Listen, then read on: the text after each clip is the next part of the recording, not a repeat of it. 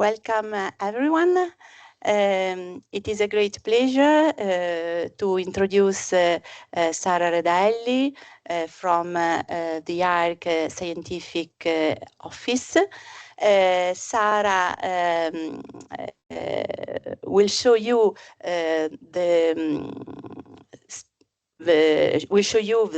the pre-doc and the postdoc fellowship, so you can apply to this type of call with a more efficient research proposal.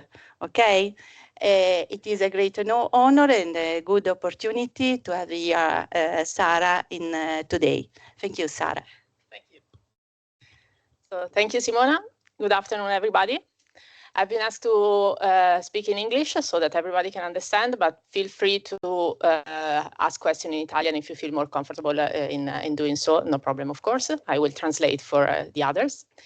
Today I am here to speak about grant writing, applied specifically to fellowships, but what I will say actually it's valid for any kind of grant proposal. So even when you will be a bit older in your scientific career, you may profit from what I will tell you today.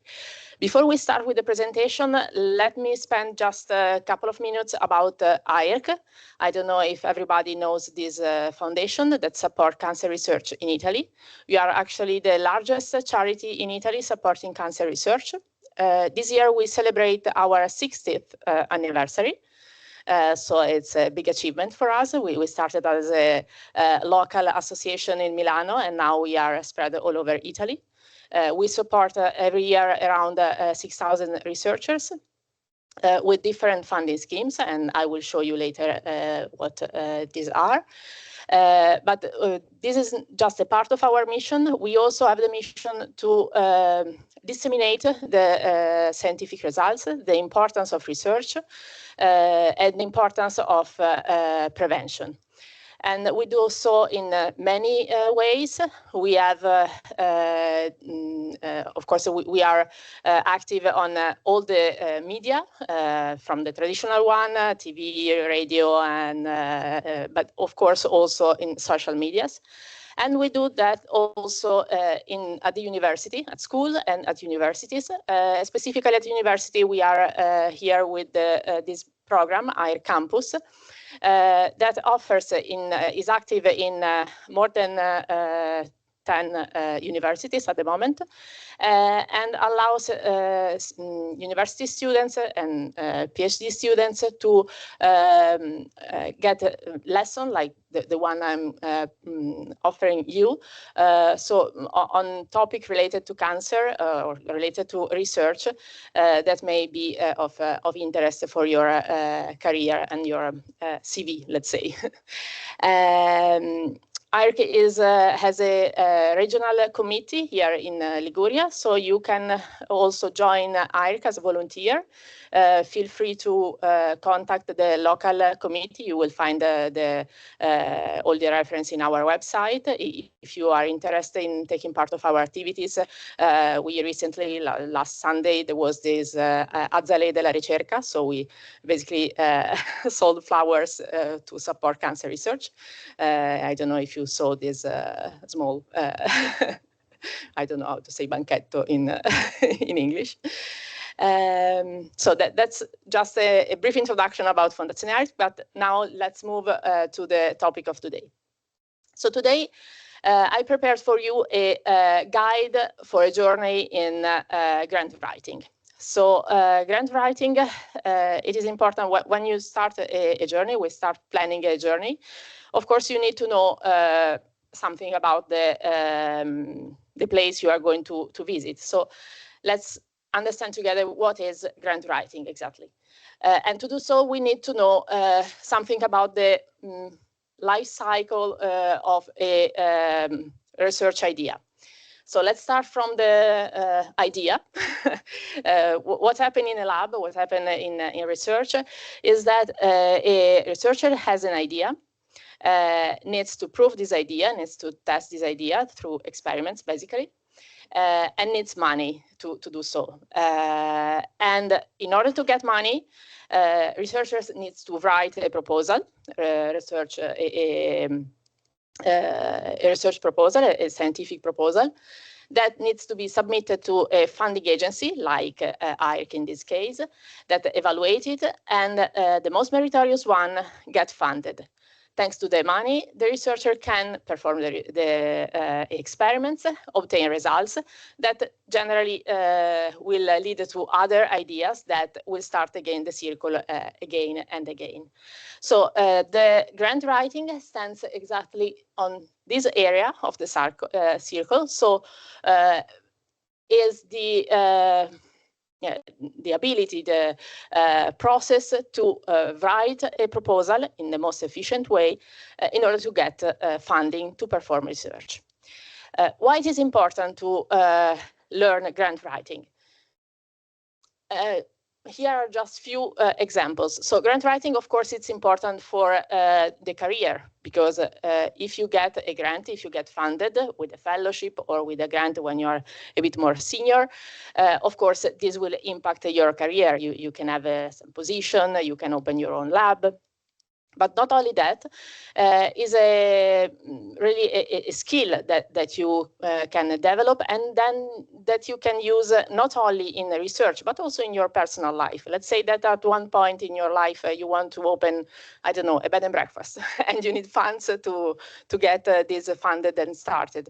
You will have to ask money to someone, to some foundation, to some, I don't know, the government, to support your research, your idea, your bed and breakfast. Then you have to write it in the right way. In some way, the grant writing and what I will tell you today can also be helpful in your personal life. So, having said that, let's have a look at this guide a bit more in detail. So first of all, I want to stress the fact that this is just a guide, it's not a course. So we have just a couple of hours, a little bit less than that, and I will not be able to provide you everything about grant writing. But I will give you some hints that then you can go deep in looking for some specific course and give you some ideas on what you have to pay attention while writing a proposal. It's of course based on AIRC perspective. As I mentioned, what I will say can be applied in different areas, but of course I will refer specifically to AIRC and what we ask when we open a call for proposal. So when we receive money request, basically. It's tailored on your more or less your career stage. So it's studied for PhD students and young postdocs. This is why I will mainly talk about fellowships, as Simona mentioned before. But again, you can, if you have any curiosity about also grant opportunities that we offer and some specifically related to that, just ask me, no problem at all. And what I will tell you today is based on direct experience. And I will be a bit more specific about that. So about me, just few words about my journey before starting our journey. It's based, what I wrote in this guide is based on my experience, because I perform actively research. I've been a researcher for 15 years. I studied biotechnologies in Milan, and it's a bit a shock when I think that it's been now 20 years since I graduated, but okay. Then I got my PhD in molecular and translational medicine, and I left for a postdoc period abroad, thanks to an AIRC fellowship for abroad. So I can testify this is a very great opportunity. I then came back to Italy. I got another couple of positions as postdoc in Milan. And then in 2017, I decided to move from active research, so from the bench, to the desk, and I started working in Fondazione AIRC, where I work now as a scientific officer. We take care of all the process related to scientific proposal submission, so the call for proposal, call for fellowship, for grant. We take care of all the peer review process that I will discuss with you today. And this, I mean, it's a nice way to stay connected with research, even if I'm no longer at the bench. But sometimes I have my Gilson at home and I play with it, just not to lose the touch. Okay, now we can start the journey. This is the roadmap we will follow during our journey, and the 4 main cities we will visit during our journey. Let's start with the first one. Of course, if you are looking for funding, you need to know where to look and how to look properly. These are the key steps while looking for funding. First of all, you have to look for funding you need to know what you want to do for your research, let's say cancer research, just to be very original. Then you have to look for a funding agency that supports cancer research. So be very smart and select funding opportunities that match your interest.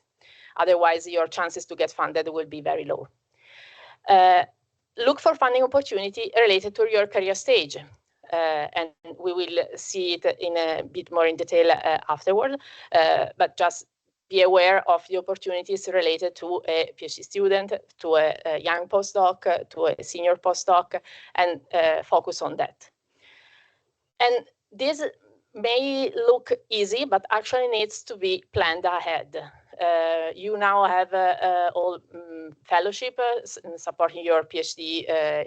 Those of you that are a PhD student, you have your own borsa di dottorato. So you may probably think that this topic is a bit far away, but it is important to start looking for opportunities in research maybe 1 year in advance, because then you have to get ready and be ready at the right moment when the call opens. So start looking now for next year, for a couple of years, study the panorama of funding opportunities, and be ready at the right moment. So as I mentioned, it is important to focus on funding opportunities that are related to your career stage. This is what AIRC does. AIRC is support cancer researchers at every stage of the career, starting from postgraduate students with fellowship pre-doc, PhD with the fellowship postdoc, and then other funding opportunities for more experienced researchers, so grants for a junior researcher, like my first AIRC grant is the one that generally is the first one researcher approach, and grant for senior researchers, for established researchers. Up to scientific independence and the large consortia that we support through multi-unit grants. So basically, we want to provide you different vehicles in this journey. You will start with maybe with a bicycle, and then you will get a Vespa, and then a motor, and then a car, and maybe one day you will be able to take off with your own plane. So this is the idea of grow together with the AIRC in this setting. I will spend a few words about the different fellowship that we offer, because I think that this may be of interest. We have a fellowship for Italy. We differentiate in pre-doc fellowship and post-doc fellowship according to the career stage, as I mentioned.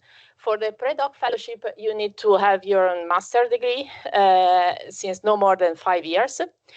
While for the postdoc fellowship, the criteria is based on the PhD or the specialty degree, and again, must have not been obtained since more than 5 years or expected by April 26. Of course, these are the eligibility criteria for this year call. that unfortunately closed a couple of days ago. So this is just a reminder for next year. The funding for the fellowship for Italy is different. The pre-doc fellowship is 25,000 euro per year, while the postdoc fellowship is 35,000 euro per year. And the duration of the fellowship can be up to 3 years, and the applicant can select the duration, the favorite duration. Abroad fellowship are meant for people working in Italy at the moment of the submission deadline and that wants to perform a research experience abroad. The categories, so pre-doc and postdoc, are the same that I mentioned for Italy, so I'm not going to repeat. The duration is up to 2 years, and the amount of the fellowship is not fixed by AIRC, but is upon request of the applicant and is based on the hosting institution, so basically on the country you are going to work, because the salaries across the world are very different, so it is impossible to provide an amount that fits for all. We also offer another kind of fellowship, which is the short-term fellowship. In this case, these are meant to support a young researcher for a period of up to 3 months to perform a short stay, a short visit in another laboratory in Italy or abroad, to perform a part of their project, to learn a technique that is not available at their own lab. In this case, the difference is that we do not provide the salary for the fellow, but we just cover the cost for the period abroad, so the travel cost and the accommodation cost. This is up to 1,500 euro per month.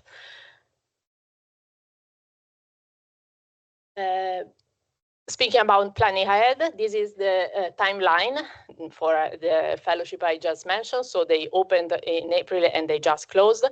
These are all recurring calls. These are the different calls for proposal that AIRC offers. And the timeline is always the same. So you can just take a look at the 2025 timeline and you know that will be basically the same next year. This is just to provide you something that is that you can rely on and know that next year in April there will be a fellowship, a call for fellowship that you may be interested on. Since I don't want to speak just about AIRC, these are other 2 websites that you may want to have a look at if you are looking for funding opportunities. The first one, Your Access, is a European platform where you can find a lot of funding opportunities across Europe. So it's a huge database of funding opportunities. The second one on the right is ResearchGate. I don't know if you're familiar with it. It is a kind of social network for researchers. And again, it's a nice way to get to know researchers and to find research opportunity. So you may want to have a look at this website as well. Summing up for this part, what you have to pay attention while looking for funding opportunities.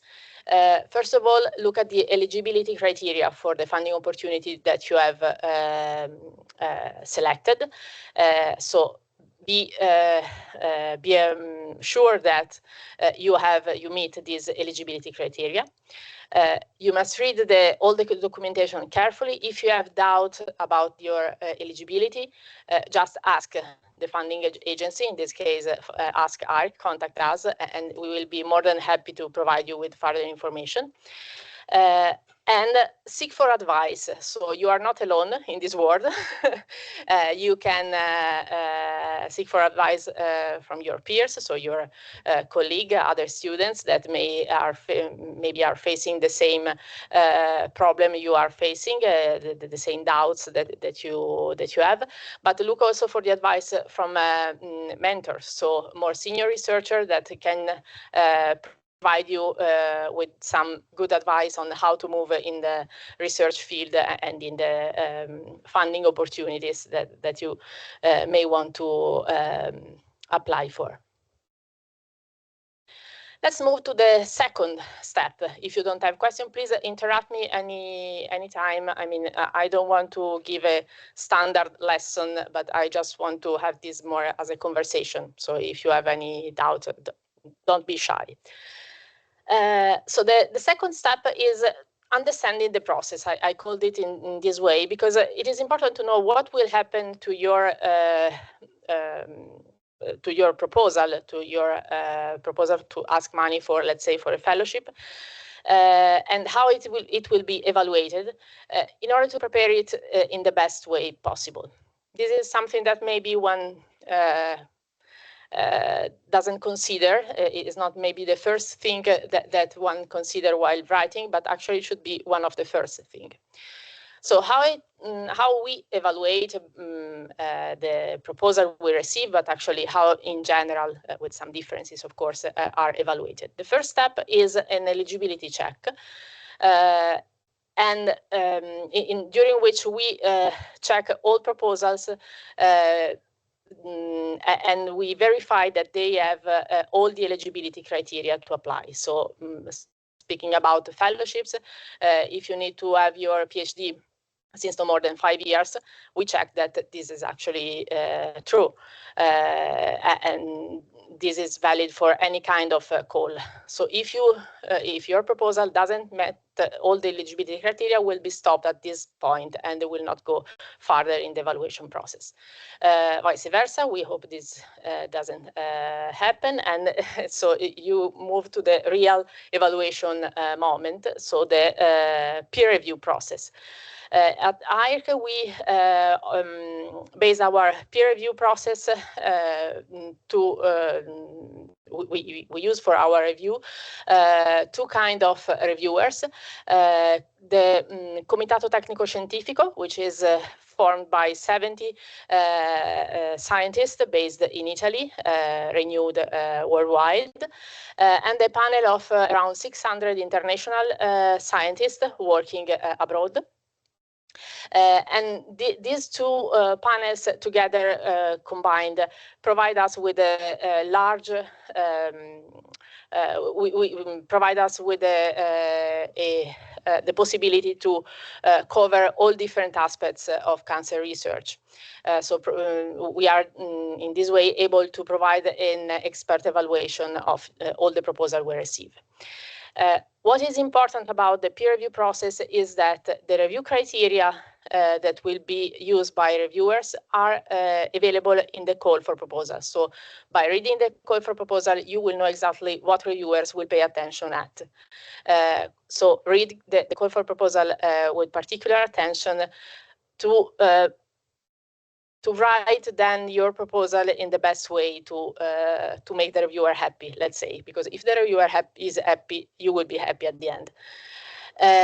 Another key point is that the reviewers' comments, so reviewers evaluate your proposal, write comments that will be available to you at the end of the process. In this way, even if you don't get the fellowship at the first place, you will have a nice piece of advice on how to improve it the next round. So this is another key point of our peer review process.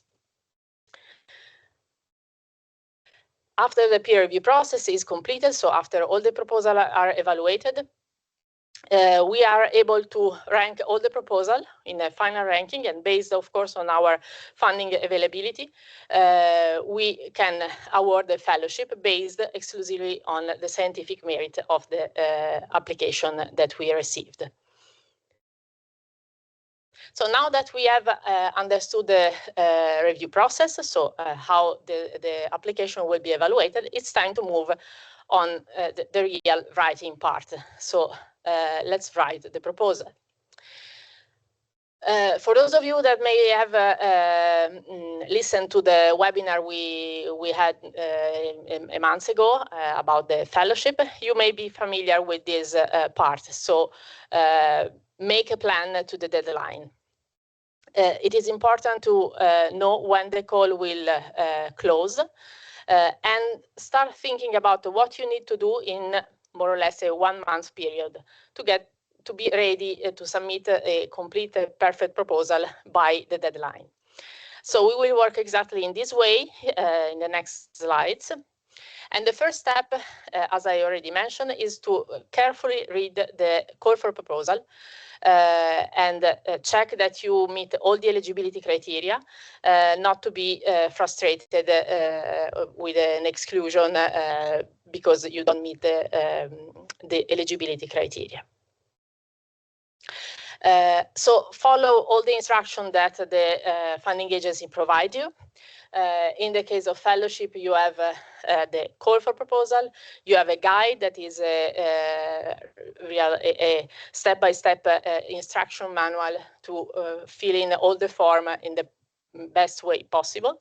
And we also have a webinar, as I mentioned before, dedicated to fellowship, but also to grant, in which, again, we give advice and tips on how to work in the best way.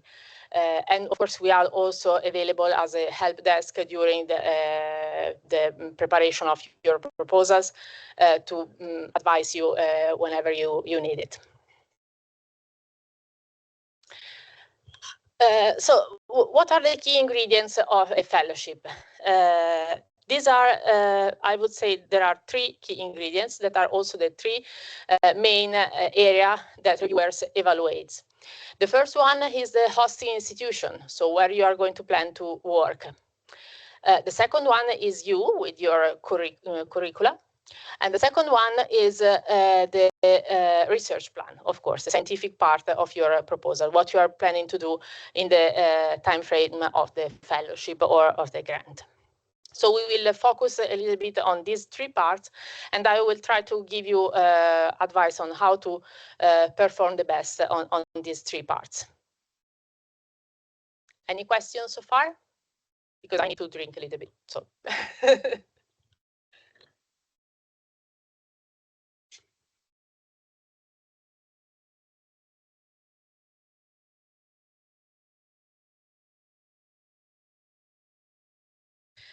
So the first part I'm going to talk is about the hosting institution. Of course, if you want to perform research with a fellowship, you need to have a hosting lab, so a place that will host you during all the fellowship duration and will allow you to perform research.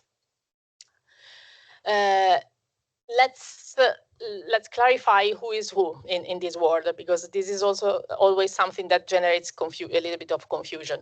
So the hosting institution is the research center in which you will work, and that will provide you with a research contract of any kind. It depends, of course, of the kind of research center. It can be a university, a private research center, whatever. So, of course, it varies, but it will be the one that will provide you with a contract for the duration of the fellowship. The hosting lab is the place, the laboratory where you are going to work, and you will work under the supervision of the head of this lab, that we can also refer at a supervisor, which is expected to be an experienced researcher with funds to support the research activity that you are going to perform. Because as I said before, with a fellowship, you will get money for your own salary, but all the research activity that you will perform, so all the experiments, will cost money, because research has cost, and this money must be provided by the lab where you are going to work. So definitely in the end, by the head of the hosting lab. All these elements will be evaluated by the reviewers. So reviewers will be asked to evaluate the quality of the hosting institution and of the hosting lab you are going to work at. We'll evaluate also the CV of your head of hosting lab in terms of of course, scientific capabilities, so publication and so on and so forth, but not only that, also the mentoring activities. So how many students this person supported during his career, his or her career, were they successful in their scientific path? Will this person provide you with the possibility to attend meeting, to attend scientific conferences? So all the elements that will testify a good high quality hosting lab. So at AIRC, we do not provide you yet with a matching service, so we don't give you a list of a possible hosting lab where you can ask for a possibility to perform your research. But we, if you visit our website, there is the list of all the lab that we currently fund. And this can be a good starting point to look at them, have a look at the topic of their research, and maybe select the one that either for the topic or for the region, for example, can best fit with your research interest. And you can contact them for a future opportunity of collaboration. But beside that, how in general to find the right hosting institution? So, of course, if you are already working in a lab, as I assume, you can select it going around with the current collaborators of your head of hosting lab. For example, you can decide to spend the time abroad visiting a collaborator that is in another country. So you can decide to apply for a fellowship for abroad to profit of this opportunity.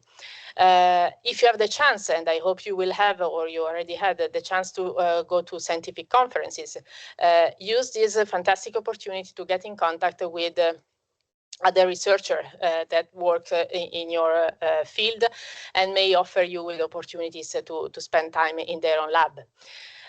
Of course, internet and social media are the huge provide a huge amount of information, and I don't need to mention that. But what is important is that you are proactive and that you promote yourself. So don't be shy. If you go at a conference, don't be shy. Don't stay in your corner behind your poster without speaking to anybody, but just go around and talk. You listen to a nice presentation from an invited speaker here at the university.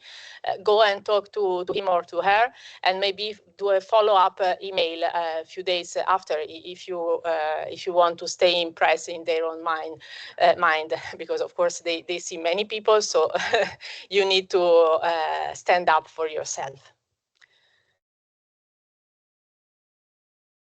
So let's say that you selected the right hosting institution, that you make agreement with the hosting head of the host lab, and you agreed that you apply for a fellowship. At this time, it's time to speak about science and what you want to do in this lab for 1, 2, or 3 years time with the fellowship. So about the research project that you will discuss, of course, with your supervisor. It's important that you discuss the research plan with your supervisor, because the research proposal needs to be feasible at the hosting lab, so it needs to meet the expertise of the hosting lab. You have to talk about your scientific proposal, so what you want to do, basically in 2 parts of your application. First one is the abstract, and the second one is the real research plan. The abstract is a short part, is around 500 words for the AIRC application, and may seem very easy to write. Actually, is the toughest part in an application, because you need to summarize what you want to do in a clear way, and to convey the message of what you and answer to this question basically.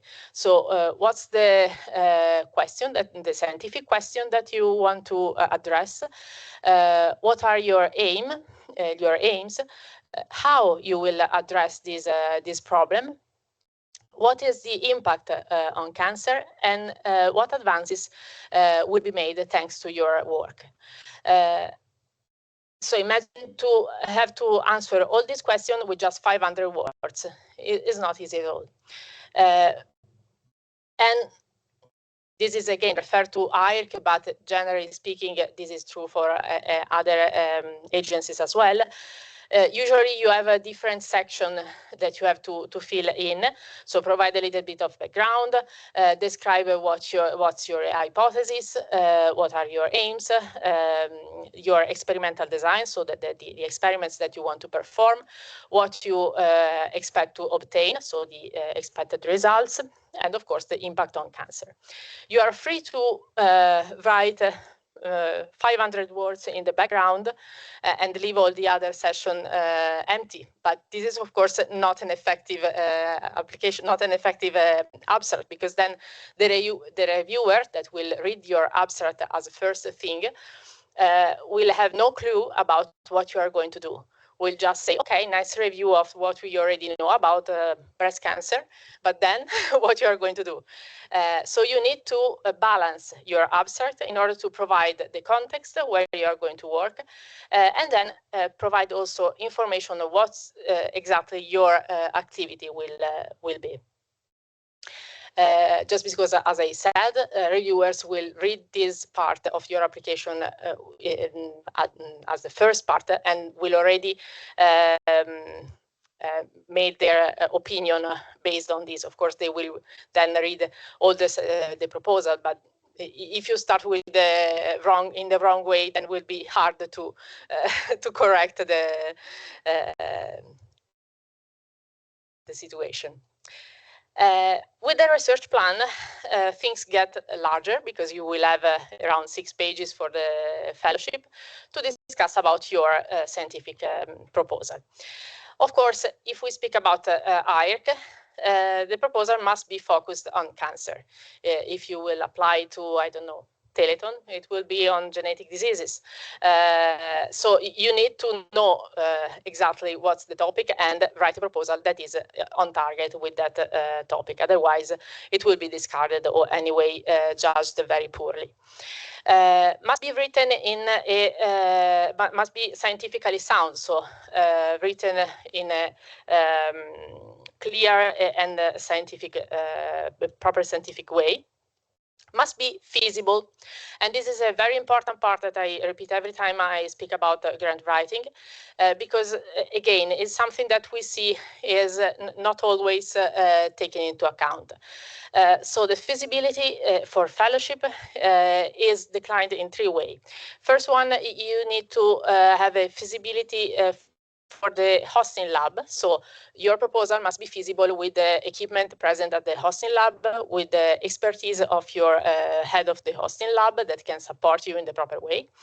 Must be feasible with by a single person, so by you, basically. So must not be a huge proposal that cannot be done by a single person, and must be feasible by a single person with your expertise. So again, if you are a pre-doc with just a couple of years of research experience, the research plan must be adequate to your level. It cannot be something that a senior researcher, only a senior researcher can do, because the reviewers will notice that and will penalize your proposal, because not because it's not a nice idea, but because you are not going to be able to do it. And of course, as I already said, it must be agreed with the supervisor. All these elements will be evaluated again by the reviewers that will evaluate the relevance on cancer, the innovation, possibly if you have the preliminary data that will support, of course, the feasibility, and in generally the feasibility and how it is written. They will pay attention also on the structure of the research plan. And this is just an example, actually 3 examples on this part. These are all sentences that we found in reviewers' comments, just to highlight that is really important to understand, to pay attention to feasibility and to the fellows' role in the project. You see, for example, that the first one says that the proposal appears rather ambitious for a single fellow. So it means that it is not doable, it is not feasible by a single person. I have the feeling that the accomplishment of this project in 2 years is too optimistic. So it's not feasible in the time frame that you are proposing. The main concern is the feasibility related to AIM-1 and in general regarding the amount of planned work to be done by the candidate alone at early stage of career, again, feasibility. So these are real comments, are not just made up by me, but are real comments that we found, and just to enforce the idea that feasibility is really key in your proposal. Then another couple of suggestions. So make the research plan easy to read. Of course, you will be the master of your project. You know it perfectly. You know exactly from where you start and where you're gonna end up to, but you need to write it in a way that will be easy to follow for someone that is the first time that read your proposal. Reviewers are experts in the field, but of course you are the expert of your proposal. So write it in a linear way, deliver the message in a very linear and structural way, so that the reviewer don't get lost in the middle. Because if the reviewer get lost in the middle, will not be happy, and you will not be happy at the end. So it's very, very easy, but important. And also, again, to help the reviewer, this is something that we always say, but we keep on saying because we see that is not always followed as suggestion. The research plan must be also written in a visually appealing way. So you have, let's say, 6 pages. Don't write 6 pages of small fonts, only text, because the reviewer will get lost and also a bit mad probably, because it is not something that is pleasant to read. Just divide your text in a section, use color, use images, use table, a graphical abstract if you want, just to help the reviewer follow your ideas in the easiest way possible. This is very helpful, and again needs time to be done, because if you just write a text, it might be easy, then you have to cut it just to stay in the 6 pages space limit you have, and then you have to cut again to make space for figures, and please, figures must be readable. So everything you write must be readable, because if the reviewer needs to use the 300 zoom just to see a little bit more or less the idea of your figure, this is not good. So take time also on preparing the figures in the best way. And then an extra tip, the granny test. Do you know what the granny test is? No idea? Okay, so the granny test is very easy. Just take your grandma, your auntie, your neighbor, someone that is not working in science, doesn't know anything about your project, your scientific activity, and try to explain him or her what you are going to do in, let's say, 3 minutes.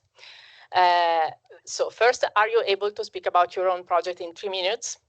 Second point is your granny is able to understand something about you spoke about for 3 minutes about your research project. Is the answer to these 2 questions is yes, then okay, you are ready to write your proposal in a way that is understandable. If the answer is no, okay, let's stop a little bit and think about again your project, try to master it in a better way, and then repeat the test with your grandma or someone else if she gets tired about your scientific activities. So this is funny, but it's also useful, because you are used to speak about your science with your peers, with your colleagues, with someone that is already somehow prepared on what you are going to speak about. And if you take someone that is completely unrelated with your fields, then you might discover that you are not that prepared and you need to study a little bit more. Okay, now let's move to the third part of the proposal, your CV. Your CV will be evaluated, of course, always in relation with your career stage. There are, of course, the CV, so your education path, your research experience, if you have, but of course you will be evaluated and you will have to provide in the application some documents that you might not be ready that you might not have at the moment. So again, plan ahead to get your certificate of degree, your PhD degree when you will have it. And you probably will have to ask also someone that worked with you, like your former supervisor, current supervisor, with a letter of presentation. Again, you have to ask this person in advance to write a letter of presentation for you, so that it can be the best letter possible. If you contact your supervisor and ask, okay, in 30 minutes my application ends and I need from you a presentation letter, how good this letter can be? Probably very poor, just okay, I know him and her, it's okay, we worked together for a couple of years, nothing more than that. So it's important that you have a nice letter of presentation that speak about you in the best in the best term possible. As I mentioned, all these will be evaluated by the reviewers that will always take into account your career stage. So if you are a pre-doc, you will their say expectation about your CV will be lower than a postdoc. But of course, try to make clear that you try to let's say to have your CV shine in the best way possible. And one way to do so, because of course, when you are at the beginning of your career, you don't have so much to add at your scientific CV. This is, of course, obvious. But one way to make your CV and let's say the applicant's part of the application the best possible is to use in the proper way the personal statement, in which you have to speak about your motivation, your interest, why you want to have this fellowship, why you want to have this grant. This is a part that under different names, but is always present in the application. And so the personal statement is just text that you have to write, and you have to cover two main topics. You have to describe your motivation, so why you want to work in a cancer research field, speaking always about AIRC. And the second part is the impact that you expect this fellowship will have in your career. You have to be very convincing in these two parts. It may look easy to write, it's not, because it's easy to write obvious things, while you need to use wisely this part, because it will make you stand out from the crowd of other applicants if written properly. You may want to use this part about the motivation and interest in cancer research to describe a little bit more in detail your scientific path until now. For example, if you are at the beginning of your career, you may not have already published paper, but maybe you are working on something that is almost ready to be published or has just been submitted. Write it here, because you don't have any other part in the application where to speak about that, but reviewers will appreciate that your thesis work is ready to be submitted somewhere or has just been submitted somewhere. In the second part, so the one about the impact of fellowship, again, it's important that you don't write just, okay, it will help me having a salary. It's very poor as motivation as a impact, even though it's of course important to have a salary. It's important that you use this part to, for example, discuss why you want to go in that lab specifically, or why you want to stay in the lab you are already working at, why it is important for you. If you have some weaknesses in your CV, like I never spent time abroad and I'm applying for a fellowship for abroad, just underline this in this section. So this fellowship will allow me to visit another country, to improve my scientific skill, my personal skills. The lab will offer me with, I don't know, grant writing course that I will be able to attend. So just try to highlight all the strengths that the fellowship will provide you to fight your weaknesses. And again, let's go back to the real world comments. So these again are two comments that we read while reading all the comments for the fellowship in these years. And these are related specifically to the content of these personal statements. The first one, just read the bold part. It is somewhat naively written in places, but this is entirely understandable given the stage of career, and also reassures one that is a true representation of their feelings. So it is easy nowadays, of course, with ChatGPT or something like that, asking for write me a personal statement about cancer research. Done. But this will provide you a even too perfect personal statement that can be written by you, and will not be personal.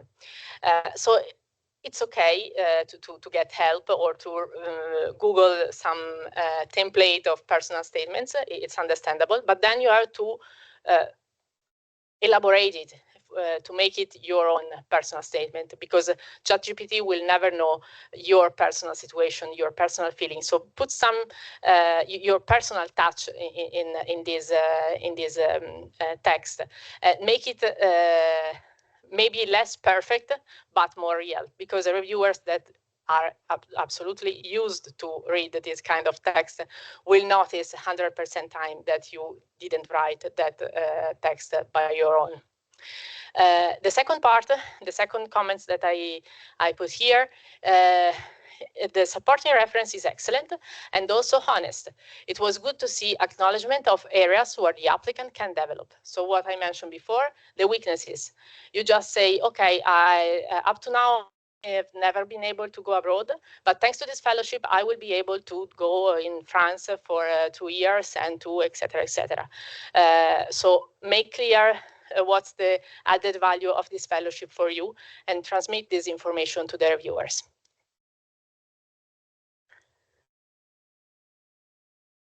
Okay, we are almost at the deadline, and yeah, also on time. But we have already still a couple of things to say. So first of all, we are ready to review everything we wrote until now. So the hosting institution part, the scientific part, so the research plan, your CV. Check every part of your application 100 times, not just one. And the idea, my personal suggestion is if the deadline is the 9th of May, like this year for the fellowship, try to finish your work, let's say the 6th of May, then leave 1 day of no work at all, just to refresh your mind, and then start reading again everything, because after 1 month spent doing always the same thing, you will never notice mistakes, even the largest one. So it is important to have a look at this with trying to fresh mind. And this is our the most famous horse because we always use it, but it's so nice that we don't find another image that convey the message in the same way. So your application must be like the left part of this picture. All the application must be written in the perfect way, and not wrap up in somehow because the deadline is approaching and I don't have time to check all the forms and let's say that everything is okay and just press submit. But give yourself the time to really carefully check your work 100 times. And an extra tip, you can check your application, but maybe you can also ask someone else to check it, especially the research plan, as I mentioned before, because the reviewers will read it and must be able to follow the research plan in a linear way, must be able to find the information in a linear way. So if a colleague of you will read your application and the scientific part of your application will tell you, okay, I can understand what you are going to do from A to Z, or in this part it's not clear where you are going to get the results from, who is going to provide you with this cell line, or so on and so forth. So you use this also your colleagues to have an extra suggestion. Here is just to recapitulate. So the key ingredients we saw before are the hosting institution, the applicant, and the research plan. And what are the key elements that, in my opinion, must be you must look at carefully? The training opportunity offered by the hosting institution. So this is a training program. This is a training opportunity for you. Having a fellowship is still part of your training path. So you need to have good training opportunities in scientific and non-scientific, so some complementary skills that will allow you to grow in your scientific path. Your CV, of course, make your commitment to cancer research in case of AIRC clear and evident. And in a research plan, of course, the focus on cancer must be evident. So if all these elements will be evident and will be strong, then you will have the chance to win your to be awarded with a fellowship. And this is what we always hope for our applicants. But of course, since failure is a part of the journey, it might not be the case, at least in the first at the first attempt. Don't be discouraged. You will be a bit sad. You will be somehow desperate if you don't get the fellowship. But it's time just to go back one step and look again at your proposal, improve it thanks to the comments that the reviewer will write to you at the end of the process, improve your scientific proposal, and try again the following year with a best proposal. So reviewers are not enemies. At the beginning, you will look at them as enemies. It's totally normal. But really read the comments in a constructive way, and we instruct our reviewers to write comments in a constructive way so that they are really helpful for you. And then modify the research plan accordingly. Again, the two examples. The one in yellow on the left, the applicant's response to the prior critiques seems to be just give me the money and I will show you. So basically this reviewer was very disappointed because the revision was not actually a revision, was just okay, you didn't understand, just give me the money and I will demonstrate that I'm right. The second one, vice versa, is the best way to deal with a region. So this is a well-written application that has addressed many of the concerns of the previous reviewers. So it is evident that the applicant in this case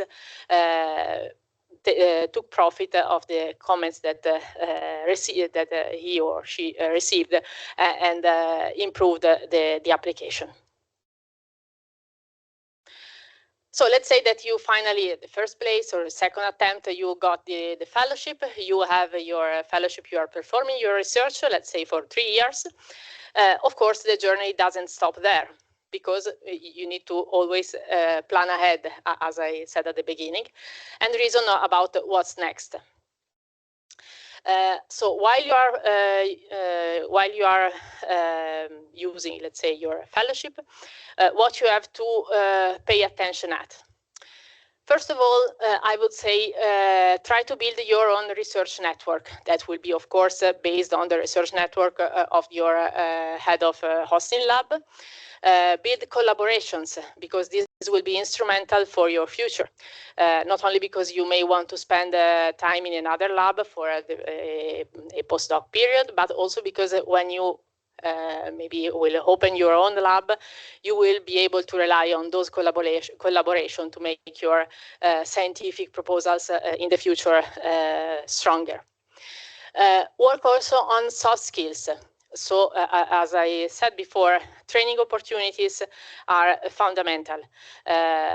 Today I hope that I provided you with a kind of training about grant writing, but in general it is important that during the fellowship time, during the fellowship period, you improve your skills, not only the scientific skills, of course, so writing publication and learn techniques and make your scientific curricula stronger, but of course also improve the all the other skills that will be important for you as a scientist. So grant writing, leadership, project management, all things that will be important as an independent researcher in the future. So while having your fellowship, active fellowship, just keep asking yourself questions about these parts and talk to your head of hosting lab, your supervisor, if you are not happy with some of these parts. Like I would like to go to a conference, I would like to go to this course, it is possible to attend this lecture that is held nearby, because this will be important for your future.